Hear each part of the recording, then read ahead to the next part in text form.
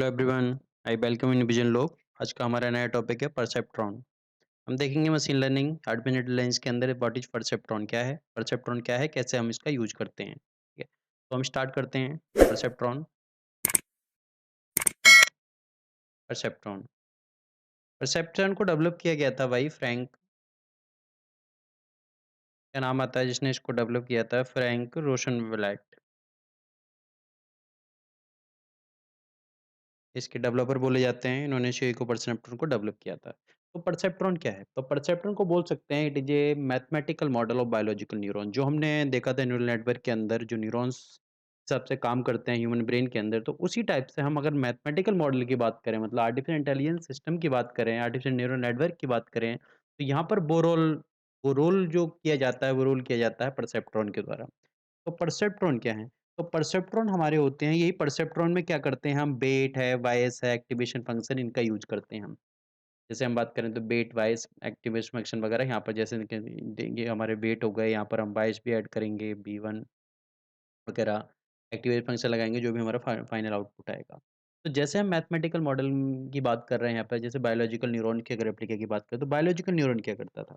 तो जो हमने देखा था ब्रेन में जो न्यूरॉन्स होते हैं, तो न्यूरॉन्स में डेंड्राइट्स जो होते हैं हमारे डेंड्रिट्स, अदर न्यूरॉन के एक्सन से इलेक्ट्रॉनिक सिग्नल रिसीव करते हैं। जो हमने इस टाइप का एक स्ट्रक्चर बताया था एक, ये क्या होते हैं, इनका ये एक्सन होता है। ठीक है? ये एक्सन होता है, ये किसी दूसरे न्यूरॉन्स के साथ जुड़े होते हैं, तो इससे क्या होता है, ये डेंड्रिट्स, ये जो हमारे डेंड्रिट्स हैं ये इसके थ्रू क्या है, इलेक्ट्रिकल सिग्नल रिसीव करते हैं, ठीक है? और परसेप्ट्रॉन में क्या होता है, यही इलेक्ट्रिकल सिग्नल जो है न्यूमेरिकल वैल्यू में हम रिप्रेजेंट करते हैं। तो ये जो इलेक्ट्रिकल सिग्नल था, जो ह्यूमन ब्रेन की हम बात कर रहे थे, ब्रेन में जो वर्क कर रहा था, वही जो है यहाँ पर जो बात कर रहा है मैथमेटिकल मॉडल, मतलब न्यूमेरिक वैल्यू की फॉर्म में, न्यूमेरिक वैल्यू की फॉर्म में रिप्रेजेंट करते हैं हम इसको, फॉर्म में रिप्रेजेंट।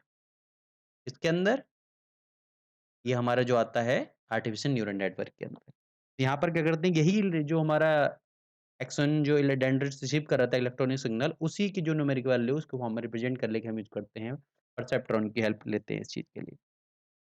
अब यहाँ पर हमारा होता है, इसे बोलते हैं हम बेसिक ऑपरेशनल यूनिट। ये एक बेसिक ऑपरेशनल यूनिट है आर्टिफिशियल न्यूरल नेटवर्क सिस्टम के अंदर, ठीक है? जो यूज्ड टू बिल्ड, इस चीज़ की हेल्प से हम क्या करते हैं, एएनएन सिस्टम बनाते हैं।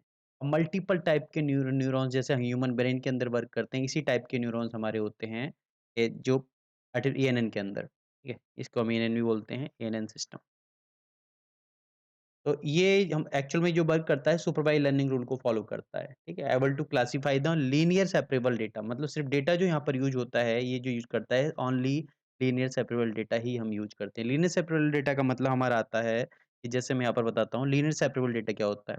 जैसे हमने देखा कि हमारे पास डेटा अवेलेबल है, ठीक है? ये हमारे पास अवेलेबल है।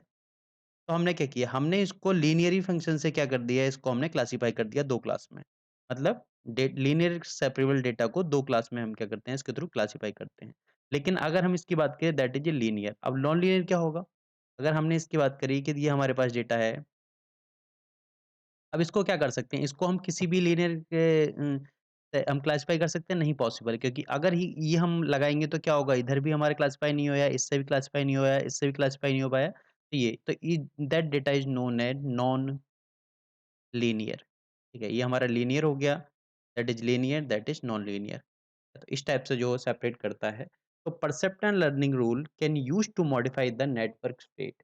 तो जैसे हमने क्या किया, जैसे फीड फॉरवर्ड नेटवर्क हम देखेंगे ही, ठीक है? तो वो क्या करता है, जैसे हमने देखा कोई आउटपुट हमारा आना चाहिए, आउटपुट नहीं आ रहा, ठीक है? मतलब आउटपुट में कोई एरर फाइंड हो रही है, कुछ भी इस टाइप से हमें लग रहा है जो हमारा एक्चुअल डेटा नहीं आ रहा, ठीक है? मतलब जो टारगेट आउटपुट है और एक्चुअल आउटपुट है, अगर वो सेम है तो ठीक है।